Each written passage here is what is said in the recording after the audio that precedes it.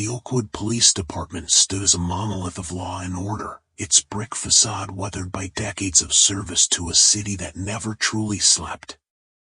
Inside, the hum of activity was constant. Officers exchanged updates, the dispatcher's voice crackled over radios, and the faint aroma of burnt coffee lingered in the air. It was a place where routine often masked the undercurrents of tension, where the weight of duty intersected with the complexities of human nature. Captain Gabrielle Thompson moved through the bustling precinct with a quiet authority that commanded respect. At 42, she was a figure of resilience and resolve, her every step a testament to the battles she had fought and won. Her uniform, crisp and immaculate, bore the insignia of her rank, but it was her reputation that truly set her apart. She was a leader who had earned her place not through privilege but through grit and an unyielding commitment to justice. Yet, beneath her composed exterior, she was acutely aware of the scrutiny that came with being both a woman and one of the few black captains in the state. In the shadows of her success, resentment festered. Officer Derek Rollins, a veteran of the force, had spent years nursing a quiet animosity that had grown into something far more dangerous. To him, Thompson's rise was a threat, a challenge to the unspoken hierarchies he clung to. His bitterness had become a lens through which he viewed her every action, twisting her achievements into something undeserved in his mind. It was in the sterile confines of the evidence room that their paths converged, setting the stage for an explosive confrontation. The room, lined with shelves of meticulously catalogued evidence, seemed an unlikely theater for the drama about to unfold. Yet, as Captain Thompson reviewed files for an ongoing investigation, Rollins stormed in, his accusations sharp and cutting. His voice carried the weight of his prejudices, each word laced with venomous intent. The confrontation was swift and shocking. Rollins' baseless claim that Thompson had tampered with evidence sent ripples of disbelief through the precinct. The air grew thick with tension as their colleagues gathered, drawn by the raised voices. Thompson, ever composed, met his accusations with a steely resolve, her voice unwavering as she defended her integrity. The moment was electric, a collision of ideals that exposed the fractures within the department. As the incident spiraled, the precinct became a microcosm of a larger struggle. Whispers spread like wildfire, igniting debates about loyalty, justice, and the unspoken biases that shaped their institution. For some, it was a reckoning long overdue. For others, it was a challenge to the status quo they had long taken for granted. The fallout was immediate. Internal Affairs, led by the meticulous Lieutenant Sarachin, launched an investigation that promised to peel back the layers of the department's culture.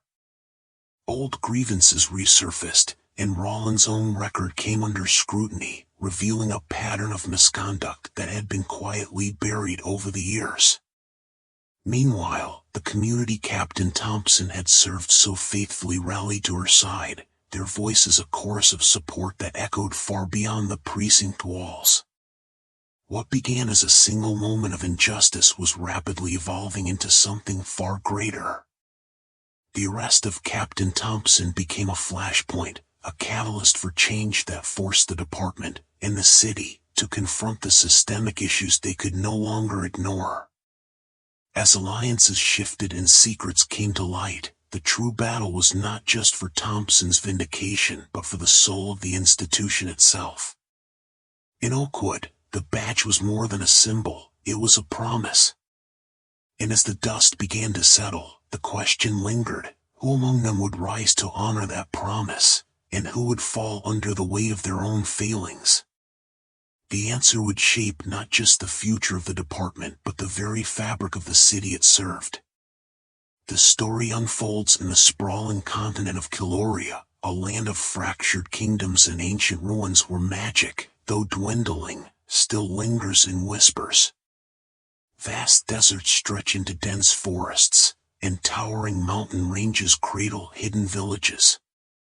The skies are often veiled in a peculiar purple hue, remnants of a celestial event centuries ago, which left the land scarred and its people wary of the unknown. Cities are fortified with high walls, and trade routes are patrolled by mercenaries, as tensions between rival factions simmer beneath the surface. At the heart of the tale is Erin, a headstrong wanderer with a mysterious past, marked by a faint, glowing sigil on her left palm. She seeks answers about her origins, driven by fragmented memories of a burning village and a voice calling her name. Alongside her is Cale, a disillusioned former knight who abandoned his post after witnessing corruption in the royal court. Haunted by guilt and failure, he reluctantly becomes Erin's protector, though their dynamic is fraught with clashing ideals and unspoken trust. The pair crosses paths with Leora, a cunning thief with a penchant for charm and mischief. Leora's motivations are initially self-serving, as she sees Erin's sigil as a key to unlocking forbidden treasures. However, her growing bond with the group begins to challenge her solitary nature. Meanwhile, Dren, a stoic scholar exiled from the arcane academies, joins their journey, seeking to unravel the mysteries of Kiloria's fading magic. His knowledge is invaluable, though his aloof demeanor often puts him at odds with the others. The environment itself plays a vital role, with shifting landscapes that reflect the fragmented state of the world. Villages are built around ancient relics, and whispers of shadowy creatures stalking the wilderness keep travelers on edge. The group's journey takes them through perilous terrains, from the glowing crystal caves of Vyrn to the storm-ravaged coastlines of the Azure Reach. Each location holds secrets tied to Erin's sigil and the fading magic that binds their fates. As the group's bonds deepen, their individual motivations begin to intertwine. Erin's quest for answers becomes a shared mission to uncover the truth behind Kiloria's decline. Cale finds a renewed sense of purpose, while Leora wrestles with her growing loyalty to the group. Dren, though reluctant to admit it, begins to see their journey as a chance at redemption. Together, they must navigate a world on the brink of collapse, where every choice carries the weight of unforeseen consequences. The arrest of Captain Gabrielle Thompson sent shockwaves through Oakwood PD, unraveling buried secrets and igniting fierce debates. As internal affairs uncovered Officer Rollins' history of misconduct, alliances fractured, exposing a culture of silence. With her integrity under fire, Thompson's fight for justice became a turning point, forcing the entire department to confront its own corruption. The small town of Everbrook buzzed with anticipation as the annual Harvest Festival approached. Clara, a determined young baker, saw this as her chance to showcase her skills and finally open her dream bakery. Her best friend, Sam, a reserved but talented carpenter, offered to help build her festival booth, though he secretly struggled with self-doubt about his craftsmanship. Meanwhile, Ethan, the town's ambitious journalist, aimed to cover the festival in hopes of landing a coveted city job, though his cynicism about small-town life often clashed with Clara's optimism. As Clara and Sam began preparations, they faced their first hurdle. The town's only supplier of quality wood had sold out due to a surge in festival demand. Forced to improvise, Sam suggested using reclaimed materials, a risky move that could either charm the judges or backfire spectacularly. Clara, juggling her baking experiments, found herself torn between perfecting her recipes and helping Sam with the booth, testing their friendship as tension simmered. Ethan, on the other hand, stumbled upon an old rumor about the festival's origins while researching his article. Intrigued, he decided to dig deeper, inadvertently crossing paths with Clara when he saw her grandmother's stories about the town's history. Their conversations revealed a surprising connection between their families, adding a layer of complexity to their interactions.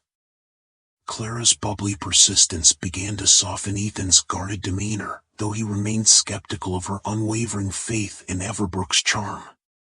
As the festival drew closer, Clara's rival, the accomplished but arrogant baker Lydia, unveiled her extravagant booth and gourmet treats, intimidating Clara further. Sam, noticing her growing anxiety, pushed himself harder to perfect the booth, but his insecurities resurfaced when Lydia mocked his unconventional design. Ethan, observing their struggles, found himself unexpectedly rooting for Clara and Sam, though his article's deadline loomed, and he debated whether to prioritize his career or the newfound bonds he was forming.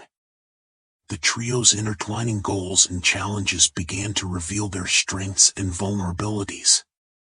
Clara's determination inspired Sam to take pride in his work, while her budding friendship with Ethan hinted at a deeper connection. As the festival approached, the obstacles they faced forced them to confront their fears, forging a tentative alliance that set the stage for both triumphs and heartbreaks. The morning began like any other, with the hum of routine settling over the quiet town.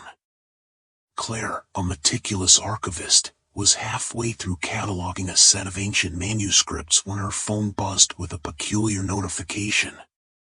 A cryptic email, sent from an untraceable address, contained a single line of text, *, the artifact is not safe. They are coming. Attached was a grainy image of a relic she had never seen before, yet it bore an uncanny resemblance to the sketches in the manuscript she was working on. Her hands trembled as she stared at the screen, a sense of foreboding creeping in. Minutes later, the power in the building flickered, plunging her office into darkness. The sudden silence was broken by the sound of hurried footsteps echoing through the hallways. Claire's heart raced as she peeked out of her office, spotting two men in dark suits scanning the area with an intensity that suggested they weren't there by accident. She ducked back inside, her mind racing. Who were they? And what did they want with her or the manuscripts? Meanwhile, across town, Ethan, a freelance journalist, received an anonymous tip about a high-stakes heist involving a museum artifact. The message claimed the item held secrets that could rewrite history. Intrigued but skeptical, Ethan decided to investigate, unaware that his path would soon intersect with Claire's in ways neither of them could have anticipated. As Claire debated her next move, a sharp knock on her office door sent her pulse skyrocketing. She quickly gathered the manuscripts and the strange email, stuffing them into her bag. The knock came again, louder this time, followed by the unmistakable sound of the doorknob turning. With no other option, she slipped out through a side exit, her mind racing with questions and a growing sense of urgency. Outside, the usually serene campus was chaotic. Police cars sped past, their sirens piercing the air, while students and staff whispered about a break-in at the nearby museum.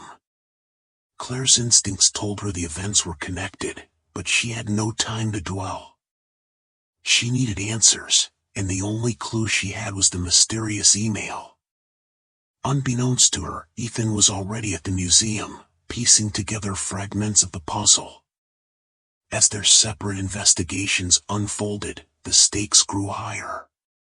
The artifact wasn't just a relic, it was a key to something far more dangerous. Both Claire and Ethan were about to be thrust into a web of intrigue, where every decision could mean the difference between uncovering the truth and becoming the next target. The Oakwood Police Department's morning rhythm faltered as the news of the evidence room confrontation rippled through its halls. Officers exchanged uneasy glances, whispers spreading like wildfire. Some were stunned, others quietly vindicated, and a few, emboldened by Rollins' actions, began murmuring dissent against Captain Thompson's leadership.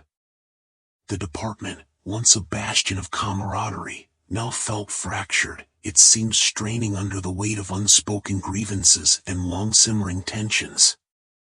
Lieutenant Sarah Chen, head of internal affairs, sat in her corner office, her sharp eyes scanning the preliminary report on the incident. Chen, known for her meticulous nature and zero tolerance for misconduct, had spent years navigating the delicate balance between departmental loyalty and accountability. As she read the transcript of Rollins' accusations, her jaw tightened. This wasn't just a case of insubordination, it reeked of something far deeper, a festering culture of bias that had been allowed to thrive unchecked. Chen knew that investigating a fellow officer, especially one with Rollins' tenure, would be akin to walking a tightrope over a pit of vipers. But she also knew she had no choice. Justice demanded it. Meanwhile, in the mayor's office, an emergency meeting was underway. Mayor Elaine Prescott, a pragmatic leader with her eye on re-election, listened intently as her chief of staff briefed her on the unfolding scandal. Prescott's administration had campaigned on promises of police reform, and this incident threatened to undermine her credibility. "We need to get ahead of this," Prescott said, her tone firm. "I want a full report on Captain Thompson's record and Officer Rollins' history by the end of the day. If there's dirt, I want it unearthed before the media does." Back at the precinct, Officer Maria Delgado, a rookie who had joined the force just 6 months prior, found herself grappling with conflicting emotions. She had admired Captain Thompson from afar, inspired by her trailblazing career and unwavering commitment to justice. But Delgado also feared the repercussions of speaking out in a department where loyalty often trumped ethics. As she sat in the break room, her coffee growing cold, Delgado overheard 2 senior officers discussing Rollins' history. "You know he's had complaints filed against him before," one said, his voice low. "Harassment, excessive force." Delgado's stomach churned. She realized she might hold a piece of the puzzle that could tip the scales, but the question loomed, was she brave enough to step forward? In the midst of the chaos, Captain Thompson retreated to her office, her mind racing. She replayed the confrontation in her head, dissecting every word, every gesture. She knew Rollins' accusations were baseless, but the damage to her reputation was already done. Thompson's phone buzzed, and she glanced at the screen to see a text from her younger brother, Marcus. "Saw the news. You okay?" Marcus, a civil rights lawyer, had always been her sounding board, and she knew she'd need his counsel in the days ahead. Her fingers hovered over the keyboard before she replied, "Not yet. But I will be." As the day wore on, another subplot began to emerge. Detective Amir Patel, a seasoned investigator with a reputation for digging where others dared not, quietly began his own inquiry into Rollins' past.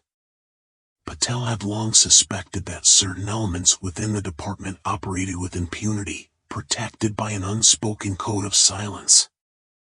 If Rollins' actions were the tip of the iceberg, Patel intended to uncover the rest of it, no matter the cost.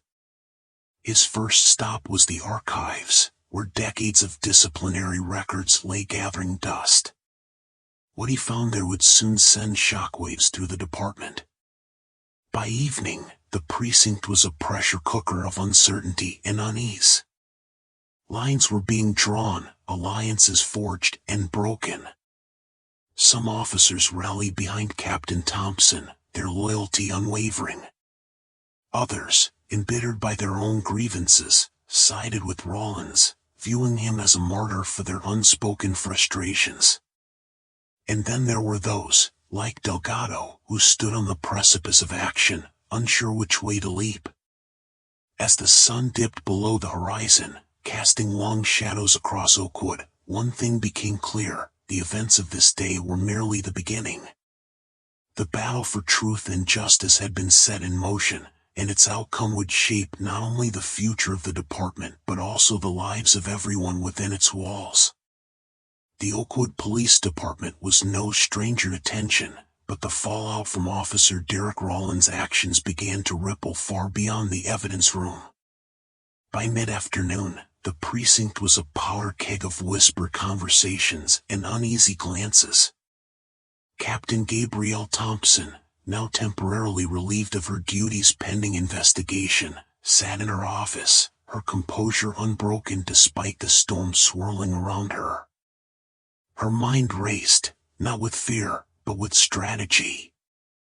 She knew this moment was bigger than herself. It was a battle for the integrity of the institution she had dedicated her life to.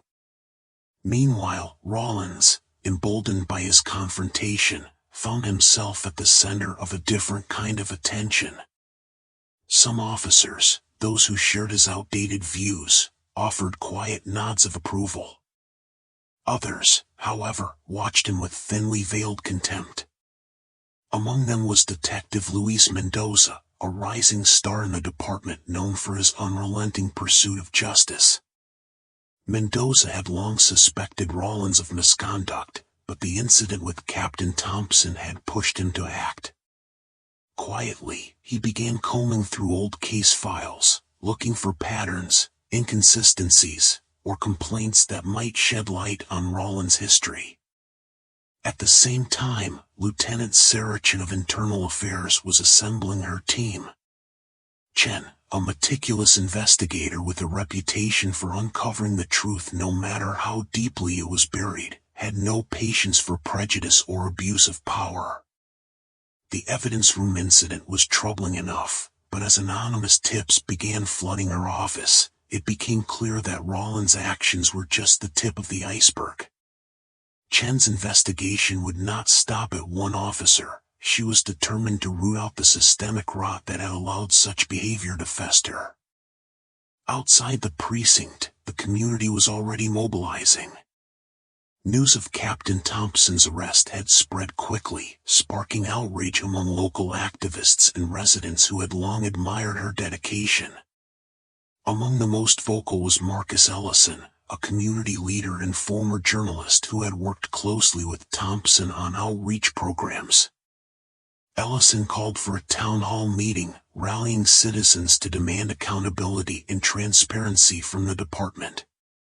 The mayor, caught between the growing public outcry and the political implications of a scandal within the police force, convened an emergency meeting with her advisors, her carefully curated image of control beginning to crack.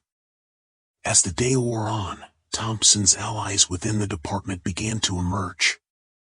Officer Dana Patel, a rookie who had joined the force inspired by Thompson's trailblazing career, quietly slipped a flash drive into Mendoza's hand. "I've been keeping notes," she whispered, her voice trembling. The drive contained emails, reports, and internal memos that painted a damning picture of Rollins' behavior over the years. Mendoza's jaw tightened as he scanned the files, his resolve hardening. This wasn't just about one bad officer, it was about a culture that had allowed him to thrive.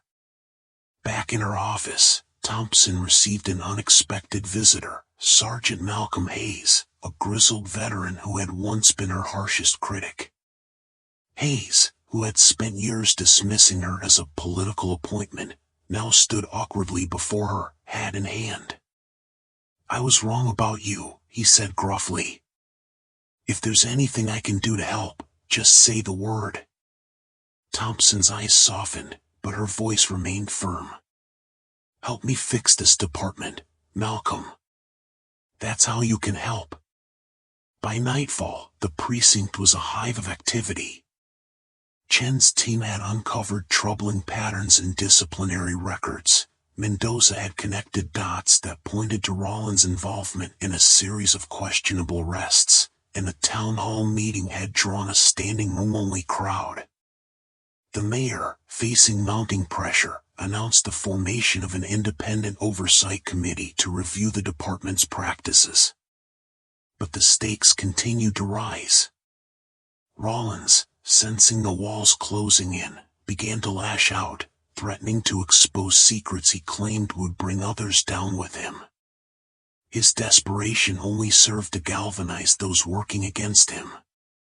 For Thompson, the fight was no longer just about clearing her name, it was about dismantling the structures that allowed officers like Rawlins to operate unchecked. As the clock ticked towards midnight, the first cracks in Rawlins' armor began to show. A former partner came forward, offering testimony that corroborated years of misconduct. Security footage from the evidence room, once thought to be inconclusive, was enhanced to reveal a critical detail that undermined Rawlins' accusations. And in a final twist, an anonymous source leaked a document implicating higher-ups in the department who had covered for Rawlins in exchange for favors. The stage was set for a reckoning. Alliances within the department were shifting, the community's demands for justice were growing louder, and Captain Thompson, though bruised by the day's events, stood resolute. The battle for Oakwood's soul had begun, and there would be no turning back. The morning hum of the Oakwood Police Department gave no hint of the storm brewing beneath its surface. Captain Gabrielle Thompson, known for her unshakable composure, found herself at the center of an unfolding crisis that would test the very fabric of her leadership. The confrontation with Officer Derek Rawlins in the evidence room had left a ripple effect, one that was now spreading through the precinct like wildfire. The incident, though brief, had sparked a cascade of reactions, each more volatile than the last. The fallout began immediately. Lieutenant Sarah Chen, head of internal affairs, was quick to act, her sharp instincts sensing the gravity of the situation. Chen, a meticulous investigator with a reputation for cutting through red tape, convened her team within hours. The security footage from the evidence room was flagged as priority one, and whispers of Rawlins' questionable past began to surface in hushed conversations among officers. Chen's determination to uncover the truth set a tone of urgency, her presence a stark reminder that no one was above accountability. Captain Thompson, meanwhile, faced a crossroads. The humiliation of being publicly accused and nearly arrested by a subordinate could have shattered a lesser leader. Instead, she channeled her anger into resolve. In private, she began compiling her own records, emails, commendations, and witness statements that painted a clear picture of her integrity and dedication. She knew this was more than a personal attack. It was a battle for the soul of the department she had worked tirelessly to elevate. The department itself became a microcosm of division. Some officers, emboldened by Rawlins' actions, began to murmur their agreement with his baseless accusations, their prejudices surfacing in subtle but unmistakable ways. Others, however, rallied behind Thompson, their loyalty to her leadership unshaken. The tension was palpable, the air thick with unspoken conflicts that had long been buried under the guise of camaraderie. The once unified precinct was now a battlefield of ideologies, with Thompson's integrity at the center.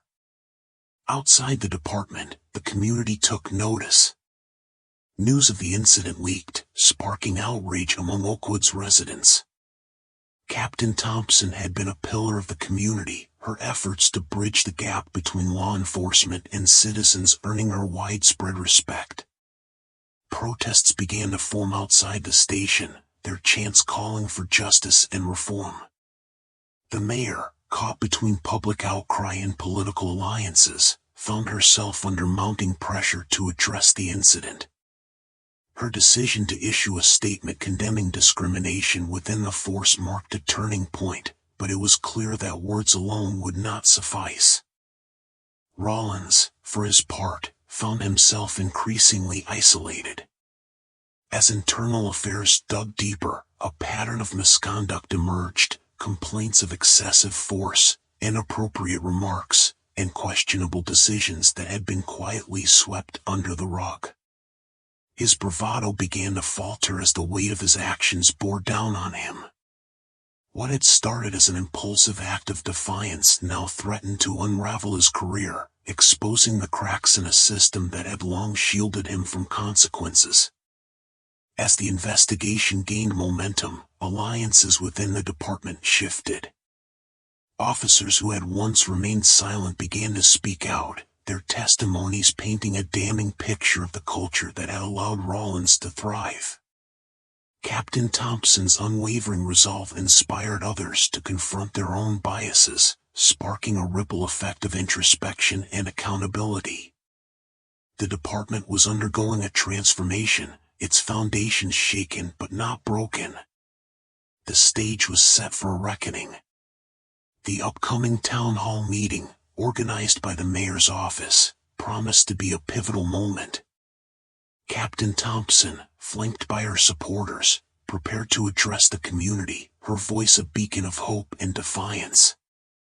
Rollins, now suspended pending the outcome of the investigation, faced an uncertain future. And Lieutenant Chen, armed with evidence and unyielding determination, prepared to present her findings to the review board. The events of that fateful Tuesday had set a chain reaction in motion, one that would challenge the status quo and force everyone involved to confront uncomfortable truths. As the sun dipped below the horizon, casting long shadows across the precinct, it was clear that Oakwood was on the brink of change. The question that remained was whether the department would emerge stronger or fractured beyond repair. The morning air in Oakwood carried a tension that no one could quite place. Captain Gabrielle Thompson, now seated in her office, meticulously reviewed the files for a high-profile case involving a series of burglaries that had plagued the city. Her mind, sharp and focused, sifted through evidence and witness statements, unaware of the storm brewing just outside her door. The precinct's usual hum of activity masked the undercurrents of unease, but for those paying attention, cracks in the facade were beginning to show. In the bullpen, whispers flitted between officers. Some spoke in hushed tones about Officer Derek Rollins' escalating frustration. Others exchanged uneasy glances, sensing that his animosity toward Captain Thompson had reached a boiling point. Among them, Detective Luis Martinez, a loyal ally of Thompson and a man known for his quiet but firm stance on justice, observed the growing unrest. Martinez had long suspected Rollins of harboring prejudices, but the veteran officer's ability to toe the line had kept him just out of reach of disciplinary action.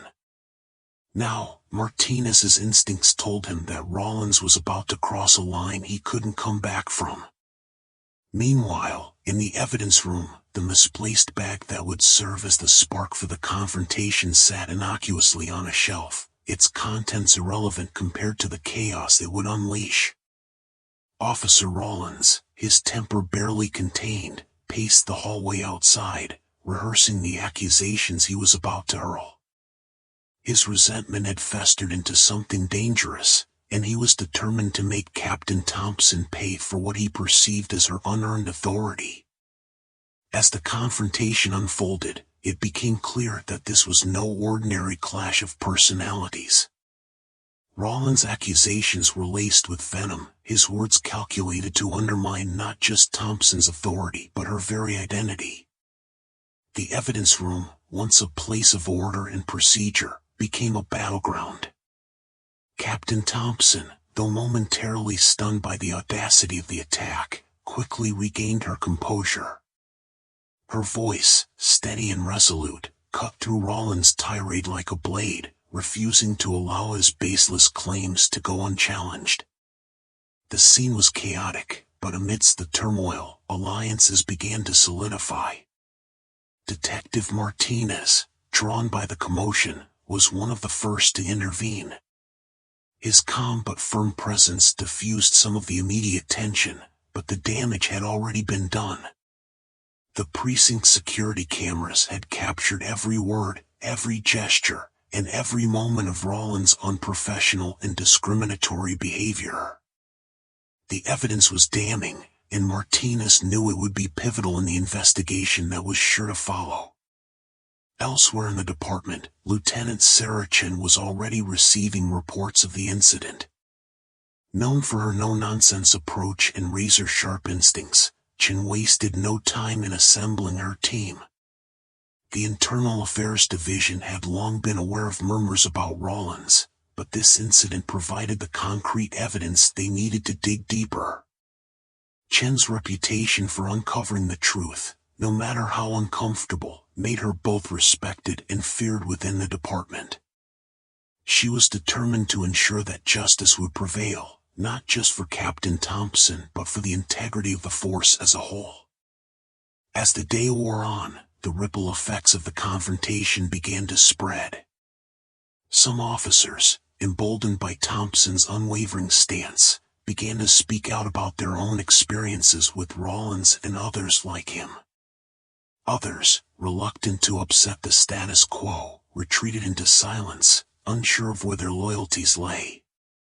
The precinct, once a symbol of unity and order, was now a microcosm of the larger societal struggles playing out beyond its walls.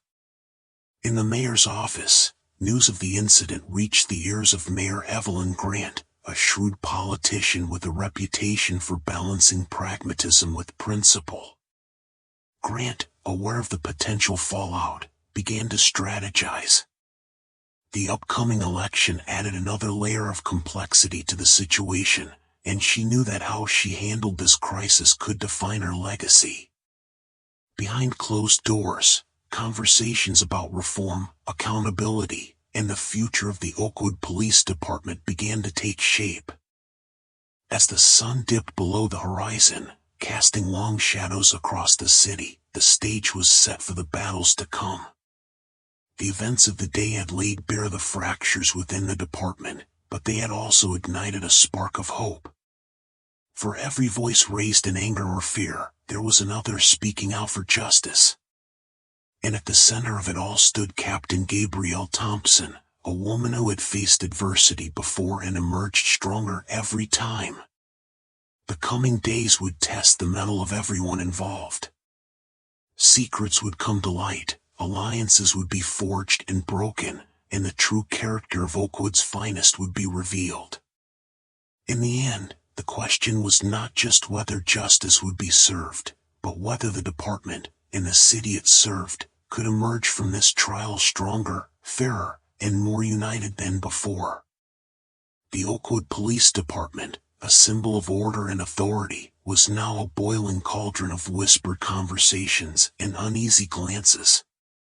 The arrest of Captain Gabrielle Thompson had sent shockwaves through the precinct, leaving a trail of fractured trust in its wake. For years, she had been a pillar of strength, a leader who inspired loyalty and respect. Now, she sat in a holding cell, her badge confiscated, her integrity questioned, and her career hanging by a thread. The walls seemed to close in around her, but her resolve remained unbroken. She knew this was bigger than her, this was a battle for the soul of the department. Meanwhile, Officer Derek Rollins, emboldened by his actions, found himself riding a wave of misplaced confidence. Yet, cracks in his facade were beginning to show. Rumors swirled about his history of questionable behavior, and whispers of past complaints began to surface. Behind closed doors, Lieutenant Sarah Chen pored over Rollins' personnel file, her sharp eyes scanning for patterns of misconduct that had been overlooked or deliberately ignored. The more she uncovered, the more it became clear that this incident was no isolated act of prejudice but a symptom of a deeper rot within the department. Outside the precinct, the community's reaction was swift and impassioned. Protesters gathered at the steps of the police department, holding signs demanding justice for Captain Thompson and accountability for the institution she had served so faithfully. Local news outlets picked up the story, amplifying the voices of those who had long called for reform. Among the crowd were young officers inspired by Thompson's leadership, their faces a mix of anger and determination. They knew this was a turning point, not just for her, but for the future of the department itself. Inside the mayor's office, tensions ran high. The mayor, a pragmatic politician with an eye on public opinion, convened an emergency meeting with the police chief and city officials. The stakes were clear, the department's credibility was on the line. Every decision made in the coming days would ripple outward, shaping the city's trust in its law enforcement. The mayor demanded answers, but the chief, caught between loyalty to his officers and the mounting evidence against Rollins, struggled to find a path forward. For Captain Thompson, the hours in her cell were not spent in despair but in preparation. Her mind raced through the events of the morning, dissecting every detail, every word exchanged. She knew the truth was on her side, but she also knew that truth alone was rarely enough. She would need allies, evidence, and an unshakable resolve to dismantle the web of lies and biases that had ensnared her. Her thoughts turned to Lieutenant Chen, whose reputation for thoroughness and fairness gave her a glimmer of hope. She also thought of the community, the people she had sworn to protect, and the young officers who looked up to her. They were counting on her to fight, not just for herself, but for the principles she had built her career upon. As the day wore on, the department became a battleground of conflicting loyalties. Some officers rallied behind Thompson, their voices growing louder as they demanded an impartial investigation. Others, swayed by Rollins' narrative or their own biases, remained silent or openly sided with him. The division was palpable, a microcosm of the larger societal struggles playing out beyond the precinct walls. By nightfall, the stage was set for a confrontation that would test the mettle of everyone involved. Lieutenant Chen, armed with damning evidence of Rollins' misconduct, prepared to confront the department's leadership. The mayor, under mounting pressure, drafted a public statement that would either condemn or vindicate Captain Thompson. And in her cell, Thompson steeled herself for the fight ahead, knowing that the battle for justice was only beginning. The threads of the narrative were tightening, drawing every character and every conflict toward a single, inevitable climax. The truth, long buried beneath layers of prejudice and complacency, was clawing its way to the surface. And as the city of Oakwood held its breath, one question loomed over them all: when the dust settled, who would stand on the side of justice? The gleaming halls of the Oakwood Police Department stood still as the fallout from Officer Derek Rollins' reckless actions unraveled. Captain Gabrielle Thompson, her hands still marked by the indignity of handcuffs, refused to let this moment define her. Instead, it became a turning point, not just for her, but for the entire department. As internal affairs descended with precision and purpose, led by the unrelenting Lieutenant Sarah Chen, the investigation unearthed a damning trail of misconduct. Rollins' history of biased behavior, once whispered about in backrooms, now came to light in stark, undeniable detail. The precinct, once a hive of routine, now buzzed with tension and reflection. Captain Thompson, temporarily placed on administrative leave, became a symbol of resilience and integrity. Her supporters, both within the department and the community, rallied with an outpouring of letters, petitions, and public demonstrations. The mayor, under mounting pressure, called for a comprehensive review of departmental practices, signaling the beginning of long overdue reforms. In a decisive turn, the security footage from the evidence room became the linchpin of the investigation. It showed not only Rollins' baseless accusations but also Captain Thompson's composed defiance in the face of his venomous words. The footage sparked outrage, not just within Oakwood but across the state, igniting conversations about systemic bias in law enforcement. Rollins, stripped of his badge and facing criminal charges, became the cautionary tale of what happens when prejudice supersedes duty. For Captain Thompson, the resolution was bittersweet.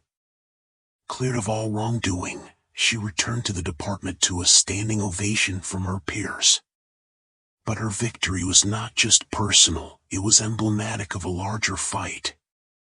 She used the platform thrust upon her to advocate for mandatory bias training, increased accountability, and the establishment of a task force to address systemic issues within the department. Her leadership, once questioned by a few, now inspired many. Subplots found their closure as well. Lieutenant Chen, whose meticulous investigation had been instrumental, earned a promotion, becoming a beacon for others who sought to uphold justice without compromise. The mayor's office, once content with the status quo, announced a partnership with community leaders to rebuild trust between the police and the citizens they served. And the department, shaken to its core, began the slow but necessary process of self-reflection and reform. As the dust settled, Captain Thompson stood before her team in the bullpen, her voice steady and resolute. "This badge," she said, holding it high, "is not a shield for prejudice. It's a promise to serve, to protect, and to uphold justice, no matter the cost." Her words echoed through the room, a call to action for every officer to rise above complacency and commit to the ideals they had sworn to uphold. The events of that fateful Tuesday became a catalyst for transformation, a reminder that progress often comes from moments of profound challenge. Oakwood's story serves as a testament to the power of integrity, the necessity of accountability, and the unyielding pursuit of justice. Let it inspire you to confront bias, demand reform, and champion those who lead with honor, because true change begins with courage, and the fight for justice is far from over. The aftermath of that fateful Tuesday reverberated far beyond the walls of the Oakwood Police Department. Captain Gabrielle Thompson, though shaken by the ordeal, emerged as a beacon of resilience and purpose. The incident had tested her resolve, but it had also solidified her commitment to dismantling the systemic biases that had allowed such behavior to fester unchecked. She returned to her post with her head held high, her voice unwavering as she advocated for accountability and reform. Officer Derek Rollins, on the other hand, faced the weight of his actions. The internal affairs investigation, spearheaded by Lieutenant Sarah Chin, unearthed a troubling pattern of misconduct in his record. His baseless accusations and public confrontation with Captain Thompson became the tipping point for a long overdue reckoning. Rollins was suspended pending further disciplinary action, his career now a cautionary tale of prejudice and unchecked arrogance. The department itself was not spared from scrutiny. The mayor, under mounting pressure from the community, announced a comprehensive review of policies and practices within the Oakwood Police Department. Training programs were overhauled, with an emphasis on implicit bias education and cultural competency. A civilian oversight board was established, ensuring greater transparency and accountability moving forward. For Captain Thompson, the ordeal was both a personal and professional turning point. While the scars of the incident lingered, they became a source of strength, a reminder of the battles she had fought and the barriers she had broken. She used her platform to mentor young officers, particularly women and people of color, instilling in them the values of integrity, empathy, and courage. Her story became an inspiration, a testament to the power of perseverance in the face of adversity. The community, too, rallied in solidarity. Town hall meetings became spaces for open dialogue, where residents and officers could engage in honest conversations about trust and reform. The incident had exposed deep fractures, but it also sparked a collective determination to heal and rebuild.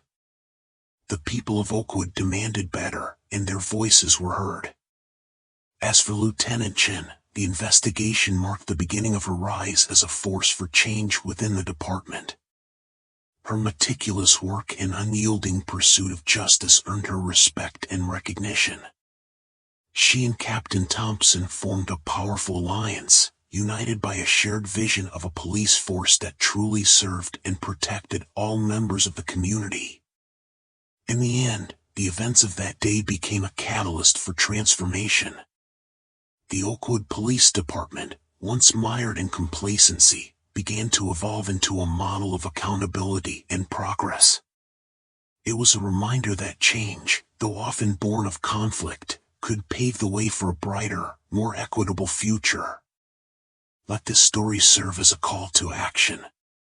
Challenge the systems that perpetuate injustice. Stand up for what is right, even when it is difficult. And remember, true leadership is not about power or position, it is about the courage to do what is just, no matter the cost. Captain Gabrielle Thompson's journey is far from over, and neither is the fight for a world where integrity triumphs over prejudice. The badge is not just a symbol, it is a promise. Let us all strive to honor it,